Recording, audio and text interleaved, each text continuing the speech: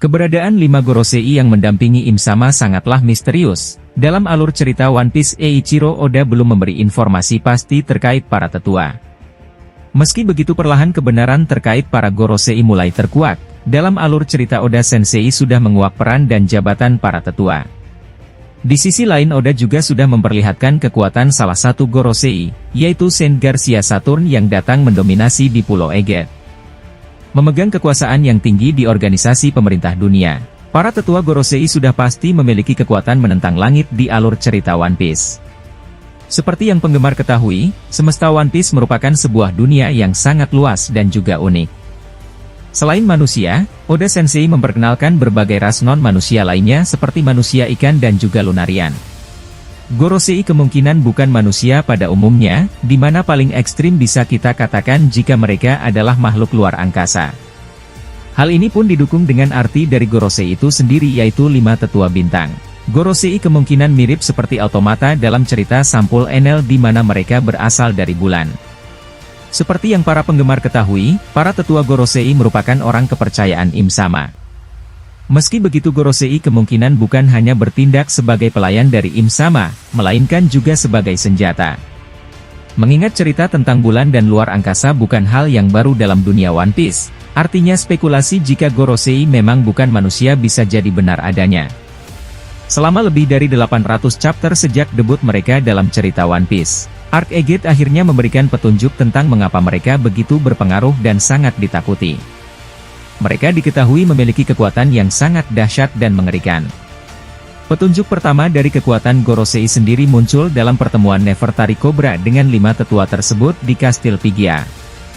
Setelah Im Sama muncul di hadapan Cobra dan bertanya tentang tekad D, serta nasib dari Nefertari Delili, penguasa dari Alabasta tersebut dibuat terkejut dengan kemunculan monster dalam bentuk bayangan.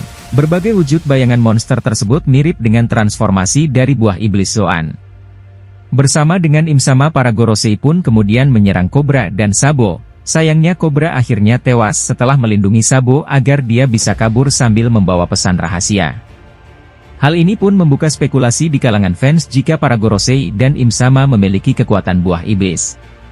Dan akhirnya hal tersebut terkonfirmasi di chapter 1094 yang lalu, di mana Saint Garcia Saturn muncul dalam bentuk Zoan yang sangat mengerikan. Transformasi tersebut bahkan sanggup menghentikan pergerakan Sanji dan Franky dengan sangat mudah. Selain kekuatan buah iblis di chapter 1095 dalam cerita Kilas Balik di God Valley, kita melihat bagaimana Gorosei Saturn masih nampak sama seperti sekarang. Jika kemudian kita tarik lagi ke belakang dari ceritanya, kita juga bisa lihat penampilan Gorosei masih tetap sama selama puluhan tahun. Hal inilah yang kemudian memberikan petunjuk serta menjadi dasar spekulasi jika Gorosei dan Im Sama memiliki usia yang benar-benar sangat panjang. Bisa juga mereka adalah makhluk yang abadi dan para Gorosei ini sudah ikut bersama dengan Im Sama menguasai dunia sejak 800 tahun lalu. Hal tersebut seolah cocok dengan apa yang Ivankov ungkapkan tentang sosok Im Sama yang berasal dari salah satu keluarga kerajaan pada 800 tahun lalu, yaitu Saint Neronaim.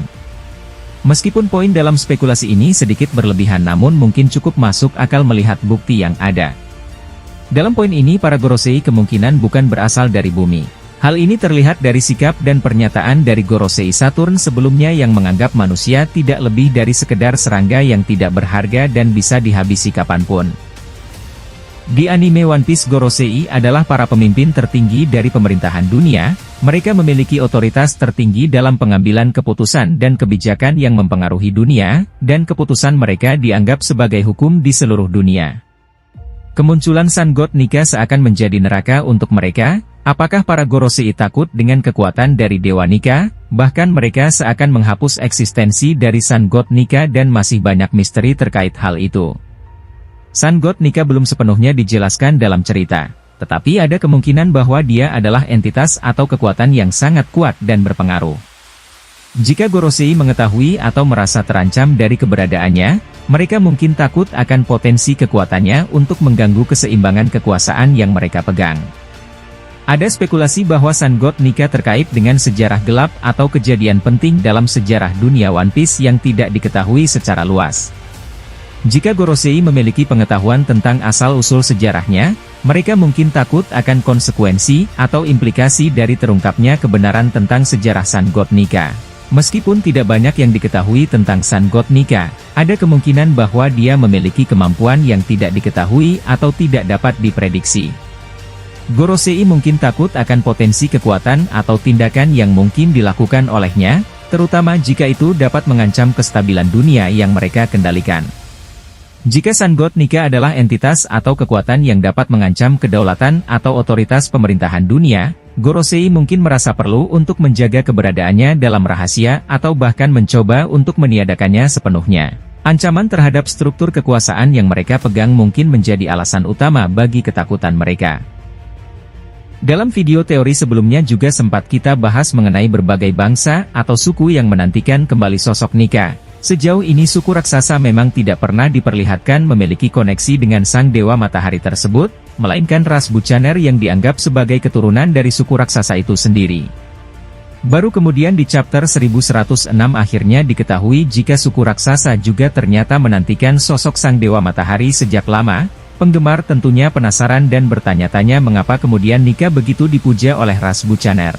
Di sisi lain penggemar juga tentunya penasaran mengapa suku raksasa sendiri kemudian menantikan sosok sang dewa matahari. Kemungkinan besar semua itu ada kaitannya dengan peristiwa yang terjadi pada 800 tahun lalu, tepatnya ketika perang besar terjadi.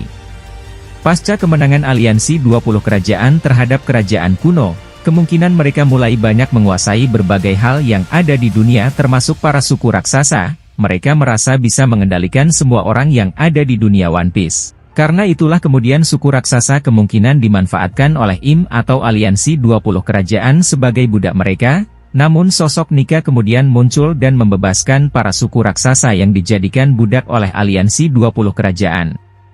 Inilah yang kemudian jadi awal kemunculan titel sosok Nika sebagai dewa penyelamat di kalangan budak. Ini juga yang mungkin jadi alasan mengapa ras Buchaner dan para suku raksasa begitu mengidolakan dan memuja Nika.